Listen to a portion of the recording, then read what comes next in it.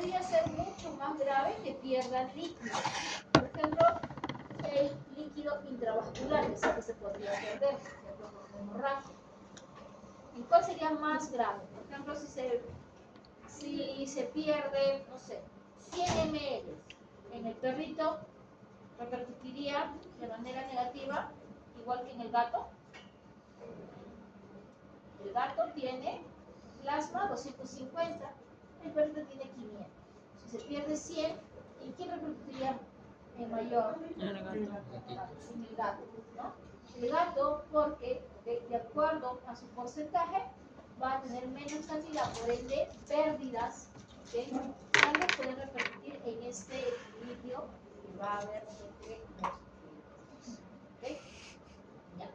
Solamente para recordar, recuerden que en el líquido intracelular, ¿qué ion está en mayor cantidad?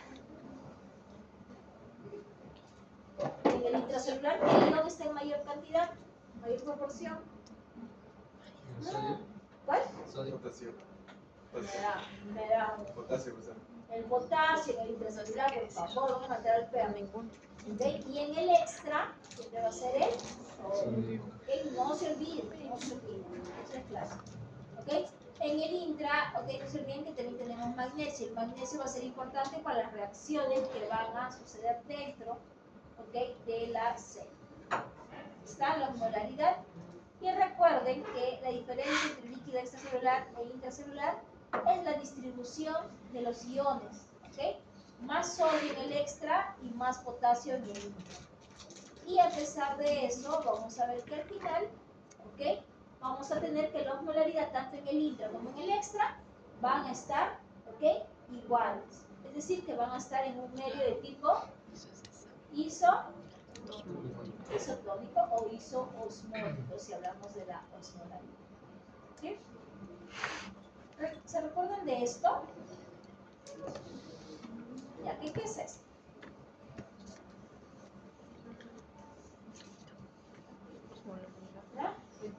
La presión física, el Starling. las fuerzas de Starling. ¿Cuáles son las fuerzas de Starling? Presión hidrostática, presión osmótica, ¿qué más? Ahora tienes que hablar presión oncótica y presión hidrostática del capilar y presión oncótica hidrostática de ¿dónde? Del intersticio. Así, en ambos. Entonces, ¿qué va a pasar? Vamos a tener extremos. Vamos a tener extremos arteriales y extremos venosos. En el extremo arterial, lo que siempre va a estar sucediendo, ¿qué es? Que siempre va a haber, una filtración, es decir, va a haber una presión a favor de que el líquido salga fuera de ese capilar. Aquí dice, miren, esta flechita está aquí, miren. Esta la presión de la sangre, que sería igual que, ¿cuál? La presión hidrostática o todas las fuerzas que están a favor de que salga el agua. Recuerden que la presión hidrostática, ¿qué cosa hace? Es la fuerza del agua contra las paredes del vaso y siempre va a tratar de salir del compartimento que lo contiene, siempre. En cambio, la presión oncótica o osmótica, ¿qué cosa hace? Tiene un efecto contrario, que lo que trata de hacer es más bien retener dentro del espacio, gracias al efecto de Gibbs-Dunn. Entonces, aquí, por el lado del intersticio, también hay estas dos fuerzas, y tienen la misma, la misma actividad. Sin embargo, si ponemos en referencia al vaso sanguíneo, vamos a ver que las fuerzas que van a estar a favor de la filtración va a ser la presión hidrostática del capilar y la presión oncótica del intersticio. Y las que están en contra, es decir, para que se quede dentro del vaso, va a ser la presión oncótica del capilar y la presión hidrostática del intersticio. Cuando se hace una diferencia de esto, que vamos a ver que siempre en el extremo arterial va a filtrarse. Por eso es que dice que acá hay una diferencia de 10 milímetros de mercurio. Lo mismo sucede ¿ok? A nivel del extremo venoso. Pero en el extremo venoso, como aquí la presión, ¿ok? De la sangre que estaba a favor de la filtración, ha salido 10 milímetros de mercurio, aquí la presión disminuye.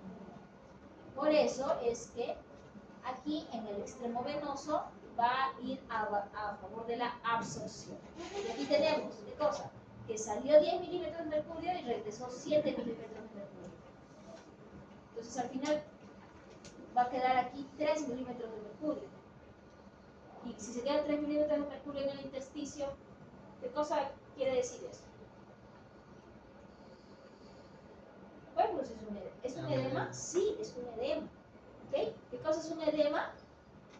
Salida de líquido hacia el Es la acumulación anormal de líquido en el espacio intersticial.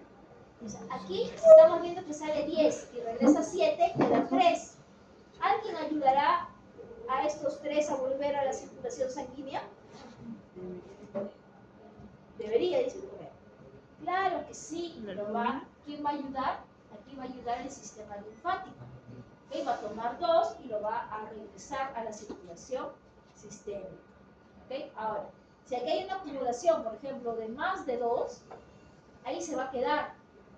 ¿Okay? Y va a causar lo que conocemos como edema o como derrames pleurales, derrames de, ¿okay?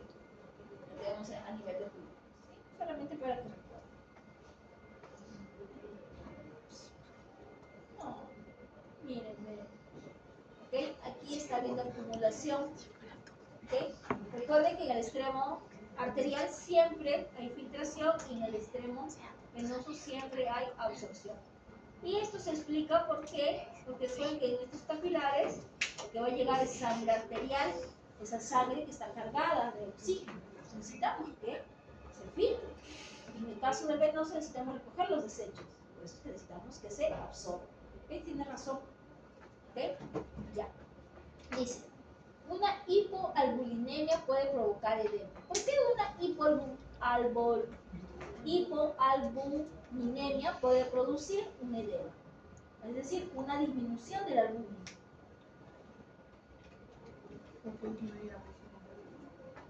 ¿Disminuir la presión oncótica? Sí. ¿De dónde? Del capilar. Del capilar. Entonces las fuerzas que están a favor de la absorción van a disminuir, por ende, esto de aquí, ¿ok? Va a ser menor y se va a quedar acumulado. Incluso esta diferencia va a ser mayor, porque esta va a ser más chiquita. ¿Sí? Los problemas que hay a nivel de lo que es hígado van a tener también, ¿ok? Una complicación con lo que podría ser un edema. ¿Sí? Ahora, ¿qué otras causas pueden, ¿ok?, producir un desequilibrio hídrico? Obviamente, la reducción del consumo de agua, una deshidratación hipertónica. ¿Qué quiere decir una deshidratación hipertónica?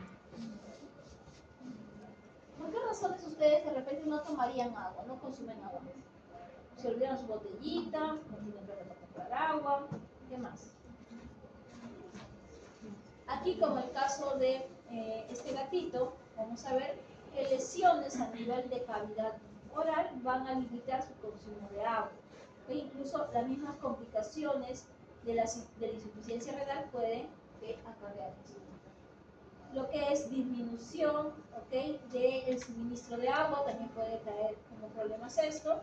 Y obviamente desórdenes del sistema nervioso. Si está un animal convulsionando, está en coma, obviamente no va a poder, ¿okay?, tener acceso al agua. Cierro con esto. ¿Qué más? ¿Qué más podría causar el desequilibrio hídrico? Uno es que no tomo agua. El otro, o lo otro, ¿qué podría causar? ¿Qué podría ser? No tomo agua, claro. El otro, ¿qué tal tomo agua? Pero tengo una pérdida excesiva. También podría, ¿okay?, causarnos un desequilibrio hídrico. ¿Okay? Pero este desequilibrio por una excreción de fluidos sería una deshidratación de tipo hipotónica. ¿Y qué diferencia hay entre hipotónica e hipertónica? Que la hipotónica pierde sodio y en la hipertónica no.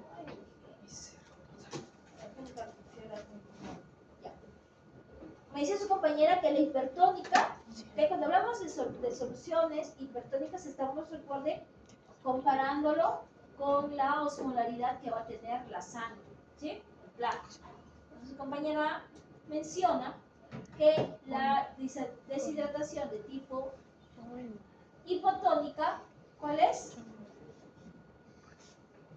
Si es una deshidratación hipotónica, ¿qué tendremos aquí? ¿Va a haber la pérdida de sodio o no? Sólidos. Los solutos.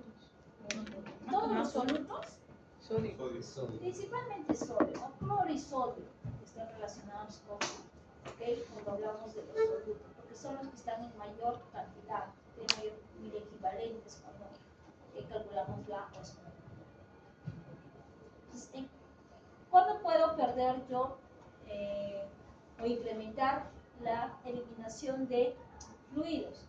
En el caso, por ejemplo, de una patología renal, poliuria, ya sea en una diabetes insípida o una diabetes, en causa de una enfermedad de tipo digestiva, como diarrea, anorexia, una enfermedad respiratoria, quemaduras, golpes de calor, intoxicaciones, cialorrea por órganos fosforados, o en casos también de infecciones como el de la cavidad abdominal, que es la peritonitis. Miren, acá está. Ese incrementa la excreción de fluidos. Bien. Está relacionado con una deshidratación de tipo hipotónico. ¿Qué tenemos aquí? Hay un acúmulo anormal en el tercer espacio. Esto le llamamos, ¿qué cosa? ¿Qué es esto? Es una acidez. ¿Qué cosa está pasando aquí? Aquí se está acumulando este líquido que no puede ser, no se ha podido manejar este equilibrio entre los líquidos de los diferentes compartimentos. ¿Con qué se relaciona una ascitis?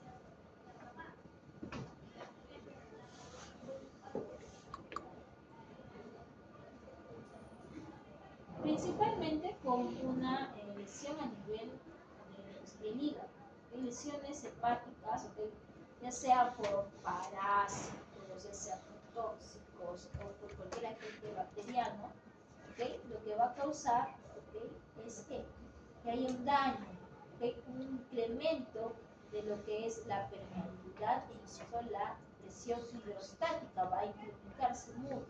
Además que a esto está unido que como hay un daño a nivel hepático, la producción de albúmina o proteínas hepáticas va a caer y por ende también la presión oncótica. La presión oncótica cae, la presión hidrostática incrementa, esto va a permitir que haya una mayor salida de líquido, mayor salida, y esto va a tener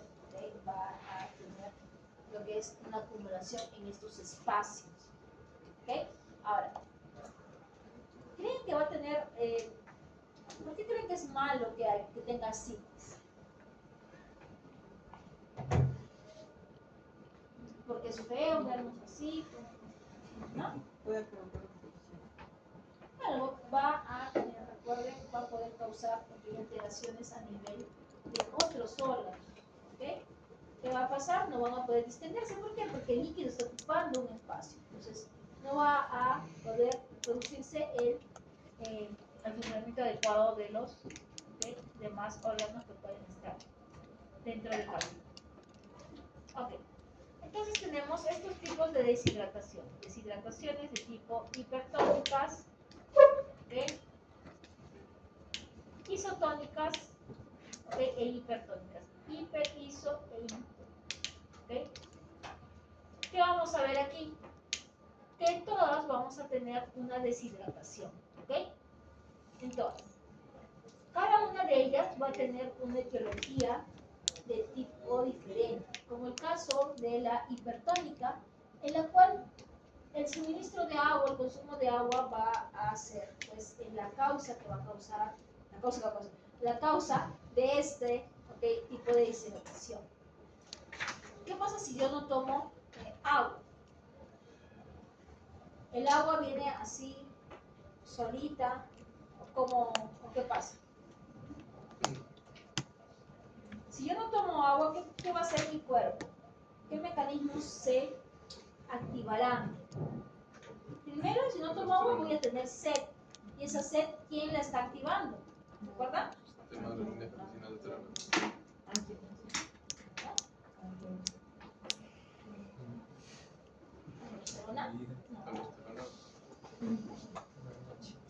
ADH, pues. Obviamente que ADH está captando el incremento de la osmolaridad. ADH se libera a nivel de lo que es neurohipófisis. ¿Ok? Se libera.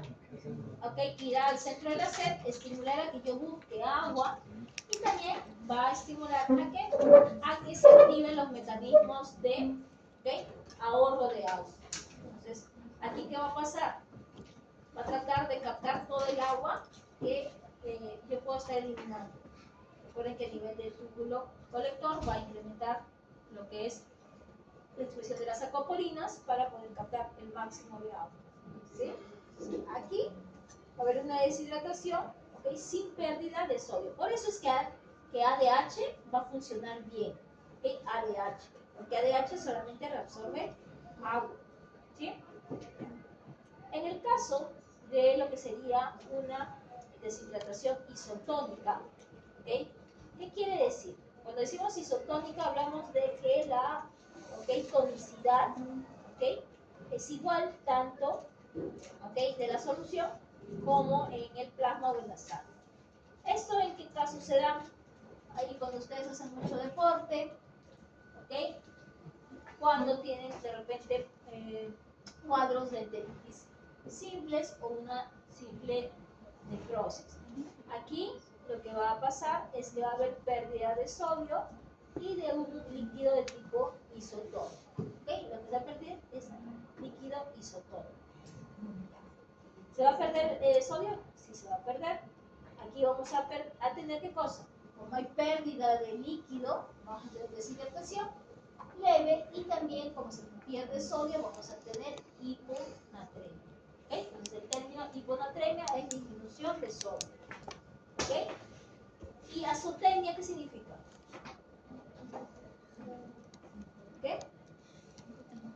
Azotemia significa, recuerden, el incremento de los compuestos nitrogenados a nivel de sangre principal, o a nivel orina.